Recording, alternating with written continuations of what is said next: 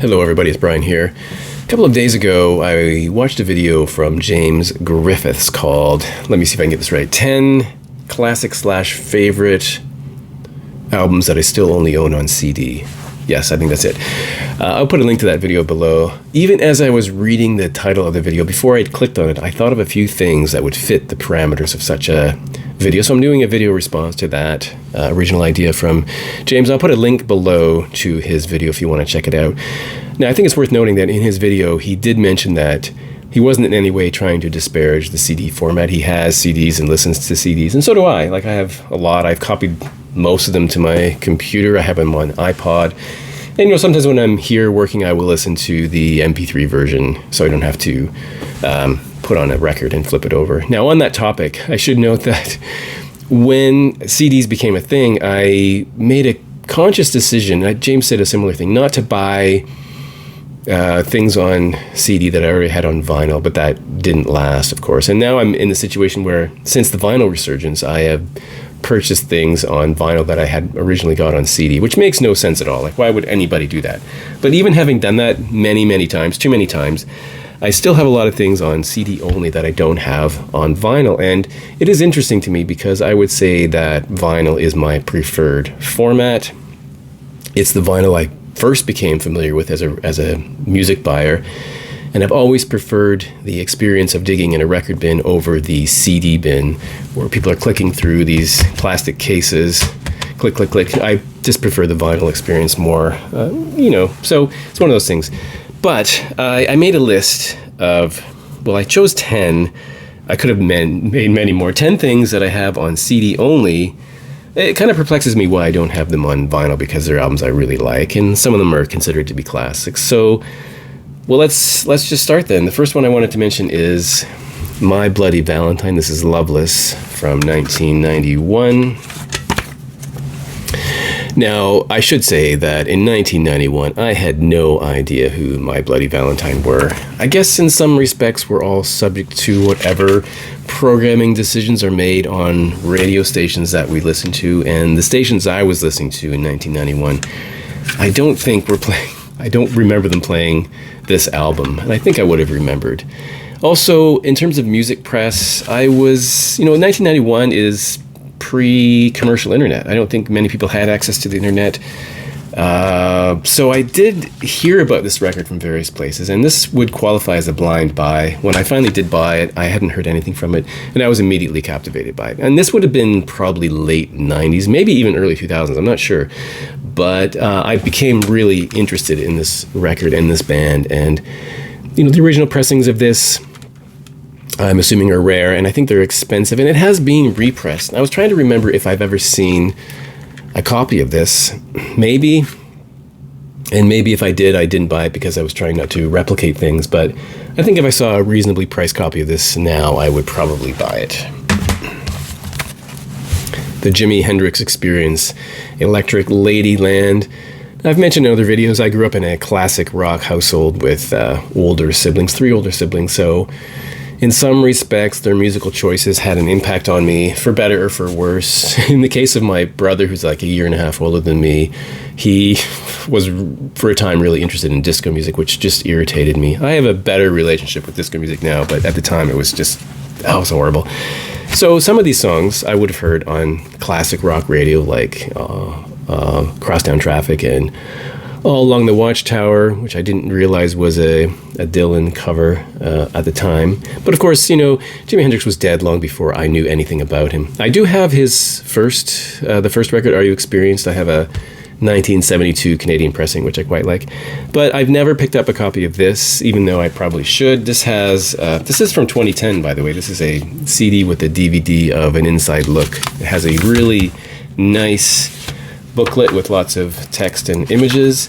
So I would say when I bought this in 2010, it would have been the first time I'd ever heard this record from start to finish, and I quite like it. And it is something that I would buy if I found a copy in good shape. I guess I would take a repressing if it was a good price. But it is weird because it's definitely a classic, possibly his best, and one that I probably should have because I quite like it, although I've only had since 2010 to know it, really. Next is a record that I definitely am guilty of overplaying, and that is Jeff Buckley's Grace, which came out originally in 1994 on CD and vinyl. That pressing, again, is probably quite pricey and hard to find, but again, it's been repressed several times. I was surprised when I heard this. Now, I should say, a couple of background notes on this record is that Hallelujah is a song I would have been aware of because I am, after all, a huge Leonard Cohen fan, so I was in the know about things that were coming out, and I knew the John Cale version of Hallelujah before this was recorded, and I knew that Jeff Buckley borrowed the John Cale arrangement, so I knew that track, but the rest I didn't know, and I was surprised when hearing it, that this album has kind of two sides to it, the sort of mellowish, introspective, kind of moody side, and then the songs that really rock out. I didn't hear this in 1994. Again, it was probably 5 or 6 years later before I heard the entire thing, and I was immediately captivated by it. And as I said, I think I played it too often, to the point where I think I got a bit sick of it. And, you know, the tragedy of his life is well known now, but... And again, I know that I have seen repressings of this, and I don't know why I didn't buy them, but now that I have this in my hand, I'm thinking I'd really like to listen to this again, so maybe I should seek one out, because I really do like that record. Where are we? The fourth one I chose is this record from Television called Marquee Moon from 1977. Now, 1977, no one I know knew what this record was. I'm confident of that. I'd never heard of it until many, many, many years later. Something that passed me by, again, because I think it's in that weird category of music that is not quite rock, not quite punk, not quite, I don't know what to describe it as. So I didn't get any exposure on any radio station I was listening to. And I bought this as a blind buy. I can't remember when. I think I'd heard about it many times. I knew the name Tom Verlaine. And the first time through this record, I would say I wasn't convinced I liked it. And partly that had to do with his voice. But I will say that even in the first listen, I was stunned by Marquee Moon, the title track. It's almost 10 minutes long. That to me is just such an epic track. It's worth the price of the album just for that track. I've come to enjoy this record a lot more than I did first few times through, I should say. And it is one that I would definitely buy, but I don't think I see this album very often. Or maybe I do and they're not at the right price, but... Yeah, this is a record that I grew to like. I wasn't sure I did originally, but I do like that. Now, another record that I almost ruined from overplaying is Nirvana's The MTV Unplugged in New York album. Of course, this was a bit of a juggernaut. Everyone knew this record, and again, it was pressed at the time it came out in 1994. And when I got the CD version, I just played it way too often. This was one of those CDs I would take on a car trip. If I had to drive anywhere, there was a list of maybe 5 or 6 CDs that I had kept in my brain. This is one I always took along with me. Maybe I shouldn't have because I listened to it too often. So I should actually get a copy of this because it is one of my favorite live albums. I just think it's so good, and you all know it. You know what's on here, and it's really great. And what was stopping me from buying that? I don't know, but I should get it. Now, here's a record from, I'm going to forget, 1995, Smashing Pumpkins, Melancholy and the Infinite Sadness. I bought this pretty much as soon as I heard the first couple of tracks on the radio. You know, it's 28 tracks, it's over 2 hours long. It's a epic piece of work. I guess maybe hard to devote the time to listen to it all at once, but I would do that. I would listen to the entire thing. Now, in Hamilton, the other week there, when I met Rob from Northern Revolutions, I was in the store Revolution Records, and they had a copy for $119.99, the box set, and I didn't buy it. Maybe I should have, because more recently I was in a store, and they had copies that were even more expensive than that. So this has 2 booklets, in case you're interested. This booklet of more or less images, and then the lyric booklet. So... really great record. Again, I have to say, this is a record I played, or an album I played way too often. I don't know, I guess I was guilty of that for some reason. You just find a record that you like and just play it too often. So I think in some respects I ruined it a little bit for myself by playing it too often. Now, the next guy is John Spencer Blues Explosion. This is called Extra Width. And I think this is the second one. It came out in 1993. And again, there was a vinyl pressing of this. I've never found one. And there was a period of time where I would have sworn that this is the best band on the planet. I just listened to them endlessly for a long time. I mean, if you don't know this record, I would just encourage you to look up Afro, the first track. Fantastic. One of those weird digipacks. There's nothing in here except for the text over here and the actual CD itself.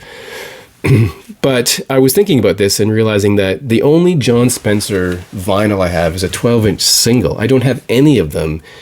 Probably because I have all of them on compact disc, and they're things I listen to quite regularly. And again, maybe I ruined it for myself. But now looking at it, I think I would like to have a copy of this because it's a really good record. It's such a great Soul Typecast. This is a great record. I recommend it. Here, we'll get to a couple of truly classic records. And again, partly it's my age, really. I was a bit too young to really get into the Rolling Stones. Now, I do have a fairly good Rolling Stones vinyl collection. I will say that up front. I don't have all of them by any means, but I have a fairly solid collection.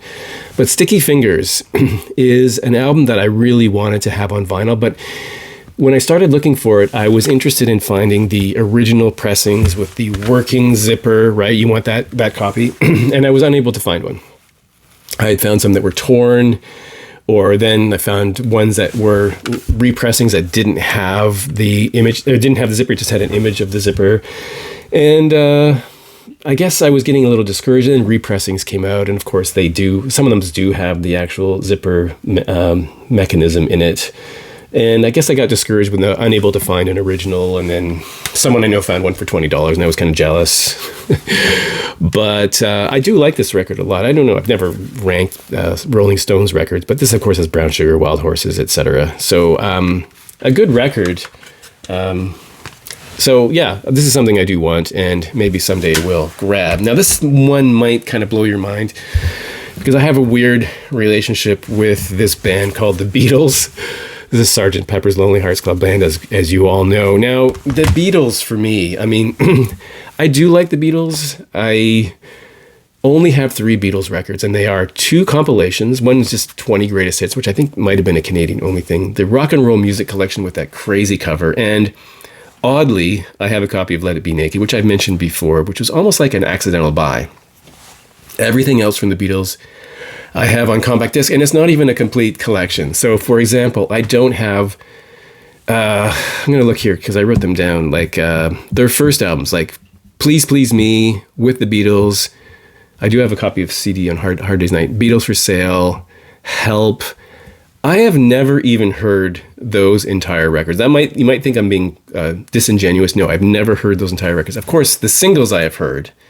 And I've heard some of them maybe on compilations, but I've never owned them on any format.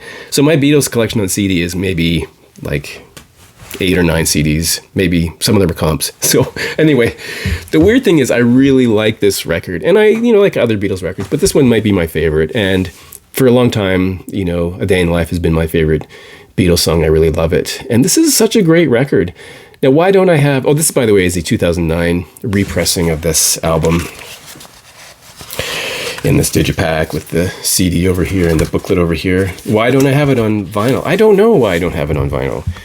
I was too young to have bought it at the time, and then it's not something I was looking for during all my music buying years, because for a long time I was really interested in only post-punk and 80s music and that kind of thing. So just passed me by, and I guess as a compromise I bought some of the reissues in 2009. And have never pursued a vinyl copy. So would I buy this? I guess if I saw a good price on it, I probably would. But I'm not sure. I'm not really a Beatles guy, and I'm not sure I would buy it. But maybe I would. Maybe I would if it was a good price. And lastly, maybe the most oddball album I will show you, because if you've watched anything from me, you'll know that I'm a huge Smiths fan. So it might be strange for me to say that I don't have a vinyl copy of Your Arsenal. Look, this one even has a cutout from a remainder. Now, when the Smiths broke up, I was interested in Morrissey's solo career, and I loved the first singles he released, and I actually really like Viva Hate. Kill Uncle, it didn't really do much for me. This one, though, I do like a lot of the tracks on here. Glamorous Glue's on here. We hate it when our friends become successful. You're the one for me, Fatty. I do love his sense of humor. And, at this point, I think I was buying more CDs than compact discs, so I didn't buy the original pressing. Now, this was repressed, I think, around 2015 for the last time, and I did have one in my hand. I was in a store I was thinking, why would I buy this? I already have the CD, and I'm not sure. It's not the Smiths. It's Morrissey, but it's not the Smiths. Should I buy it or not? And I didn't buy it. Now I kind of regret it. So it is weird. If this is ever repressed, I will buy your Arsenal on vinyl and finally have it. But that is my contribution to James's video, which I guess could be a thread. He encouraged people, so I encourage you to show us your CDs that you don't have on vinyl and would like to have on vinyl. That's it for today. Thanks for watching. I'll see you in the next video.